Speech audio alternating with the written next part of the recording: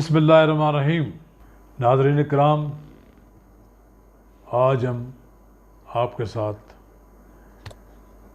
دو تین اہم واقعات شیئر کریں گے۔ ایک پارلیمنٹ کی پبلک اکاؤنٹس کمیٹی کا اجلاس جو رانا تنویر حسین کی زیر صدارت منعقد ہوا۔ دوسرا، مسلم لیگ نون کے سینئر نائب صدر اور سابق وزیر اعظم شاہد حقان عباسی کی پریس کانفرنس۔ تیسرا، وزیر خزانہ کی شوکت ترین کی پریس کانفرنس، جس میں انہوں نے بڑے بلند بانگ دعوے کیے ہیں، ان پر ایک مختصر تبصرہ ہوگا۔ جیسا کہ ناظرین کرام آپ کو معلوم ہے کہ پی اے سی کے اجلاس مسلسل منعقد ہو رہے ہیں جب سے رانا تنویر جیسے متحرک پارلیمنٹیرین نے اس کی چیئرمین سنبھالی ہے۔ وہ ایک چودھری نثار علی خان کے بعد ایک متحرک چیئرمین کے طور پر سامنے آئے ہیں۔ وہ اپنا زیادہ وقت پبلک اکاؤنٹس کمیٹی کو بھی دیتے ہیں۔ تو یہاں پر ایک اجلاس منعقد ہوا جس میں پی اے سی نے سول ایویشن اتھارٹی کی پراپرٹیز پر قبضوں اور کیسز کی تفصیلات طلب کر لی ہیں۔ 1994 میں جناح انٹرنیشنل ایئرپورٹ کراچی میں فلائٹ کچن بنانے کے لیے لیز دی گئی۔ زمین پر تاحال کچن نہ بن سکا، یہ بات کمیٹی میں بتائی گئی۔ کمیٹی کا معاملے میں شدید تشویش کا اظہار کیا گیا اور سول ایویشن اتھارٹی حکام کو معاملے کے متعلق تیاری کر کے آنے کی ہدایت کی گئی۔ چیئرمین کمیٹی رانا تنویر کا سول ایویشن اتھارٹی حکام پر برہمی کا اظہار۔ 20 سال آپ خاموش کیوں رہے؟ کیا کر رہے ہیں؟ کیا کر رہے تھے؟ سوئے ہوئے تھے؟ یہ آپ کی ذاتی جائیداد نہیں ہے، یہ غلط چیز ہوئی ہے، اس کا حل تلاش کریں۔ اس عرصے میں سول ایویشن اتھارٹی کے جتنے ڈی جی آئے ان کی فہرست منگواتے ہیں۔ یہ جناب چیئرمین نے تو بہت اچھا حکم جاری کیا ہے، اس پر عمل ہونا چاہیے۔ یہ اس عرصے میں جتنے چیئرمین رہے ان سب کو پبلک اکاؤنٹس کمیٹی کی عدالت میں کھڑا ہونا چاہیے۔ اور پھر یہ جو سرکاری اراضی لیز پہ دے دی جاتی ہے تو پھر اس کے بارے میں پتہ بھی کرنا چاہیے کہ اس کا استعمال ٹھیک ہوا ہے یا کہ نہیں ہوا ہے۔ بہرحال میں رانا تنویر حسین کو مبارکباد دیتا ہوں کہ وہ ایک دبنگ چیئرمین پبلک اکاؤنٹس کمیٹی کے طور پر کام کریں اور اپنے احکامات کی تعمیل کے لیے اپنے اختیار کو پوری طرح استعمال کر رہے ہیں۔ دوسری بڑی پریس کانفرنس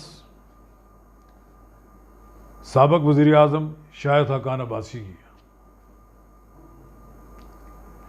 یہ جو آئے روز وزراء ایک راگ الاپتے رہتے ہیں کہ سابق حکومت نے جو بجلی کے پروجیکٹس شروع کیے، جو بجلی کے جو معاہدے کیے وہ مہنگے کیے، اس لیے ہمیں بجلی مہنگی کرنی پڑ رہی ہے۔ تو انہوں نے آج کہا ہے کہ یہ جو بڑے دعوے کرتے ہیں، اس وقت پاکستان میں 24,000 میگا واٹ بجلی بن رہی ہے، جن میں سے نصف بجلی میاں نواز شریف کے دور میں اس مین اسٹریم میں داخل کی گئی۔ یہ جو 12,000 میگا واٹ بجلی میاں نواز شریف نے قوم کو دی، وہ آج کدھر ہے؟ وہ پروجیکٹس کیوں بند ہیں؟ کیوں ڈیزل پہ پلانٹ چلائے جا رہے ہیں؟ کیوں نہیں ایل این جی بر وقت منگوائی گئی؟ اربوں ڈالر کا نقصان کیا گیا پاکستان کا، اس کا کون ذمہ دار ہے؟ میاں نواز شریف کے دور میں سب سے سستی بجلی پیدا ہوئی، یہ اسٹیٹ بینک کی رپورٹ ہے۔ کہ ہمارے دور میں جو LNG پلانٹس لگائے گئے ان سے 234 ارب روپے کا فائدہ ہوا ہے، لیکن ان کا کہنا ہے یہ 400 ارب روپے بنتا تھا، یہ 234 بھی ہم قبول کر لیتے ہیں۔ کوئلہ اور دیگر پلانٹس لگائے گئے، بجلی کی طلب اور رسد میں 600 میگا واٹ کا فرق ہے، اس کا کون ذمہ دار ہے؟ اس سال ڈیزل سے بجلی بنائی گئی، جس میں سے ایک پلانٹ وزیر اعظم کے معاون خصوصی کا بھی ہے۔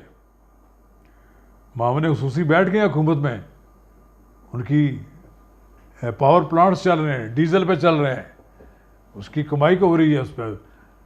نہ تو کوئلے کے پلانٹس پہ چلائیں، LNG کے ذریعے چلائیں، آپ نے بجلی پیدا کرنی بند کر دی ہے، جس سے بحران پیدا ہو گیا ہے، اور اب کہا جاتا ہے کہ آئندہ چند دنوں میں بجلی کا یہ بحران ختم ہو جائے گا۔ آپ کو تو نواز شریف کا شکریہ ادا کرنا چاہیے تھا کہ نواز شریف کے دور میں آپ کے لیے بجلی کے اتنے منصوبے لگے کہ آج آپ ملک میں لوڈ شیڈنگ نہیں ہونی چاہیے تھی بلکہ نہیں ہوتی، لیکن آپ کی غلط پالیسیوں کی وجہ سے آپ نے بجلی کے پلانٹس بند کر دیے، آپ کے پاس بجلی کی پیداوار کم ہو گئی، 22 گھنٹے لوگوں کی بجلی کی لوڈ شیڈنگ ہو رہی ہے۔ اس کا کون ذمہ دار ہے؟ اب جناب شوکت ترین نے بڑے دعوے کیے ہیں کہ ہم ملک کو ترقی کی طرح پر لے جائیں گے، آئندہ آنے والے دنوں میں ایک پاکستان کا بجٹ ایسا آئے گا کہ بس پاکستان کا ہر آدمی واہ واہ کر اٹھے گا۔ جناب وزیر خارجہ، جناب وزیر خزانہ، اگر واہ واہی کرنا ہے تو آپ کو ایسا کام کریں، آپ لوگوں کو سستی اشیاء ضروریہ فراہم کریں، مہنگائی کم کریں۔ جو ان کے آپ کے ساتھ جو خسرو صاحب بیٹھے ہوئے تھے، انہوں نے کہا کہ ہمارے دور میں 800 روپیہ فی من گندم کی امدادی قیمت بڑھائی گئی ہے، نواز شریف کے دور میں 100 روپے بڑھائی گئی۔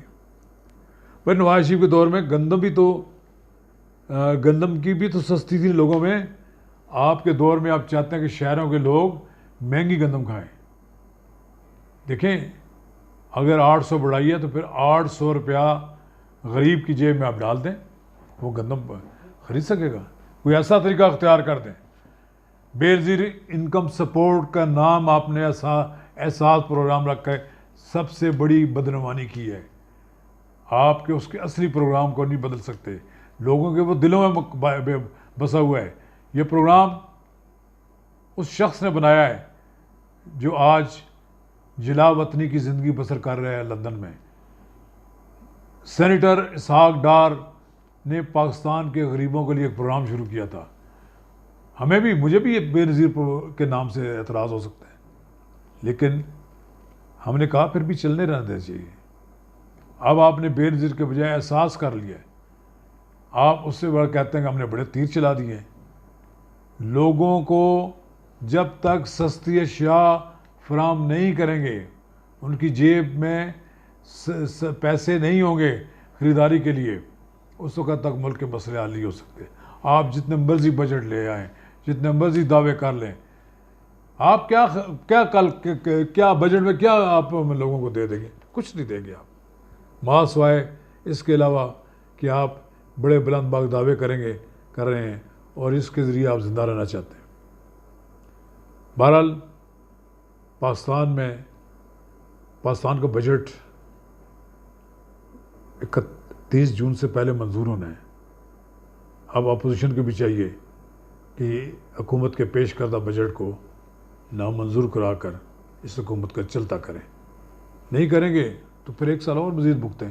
شکریہ۔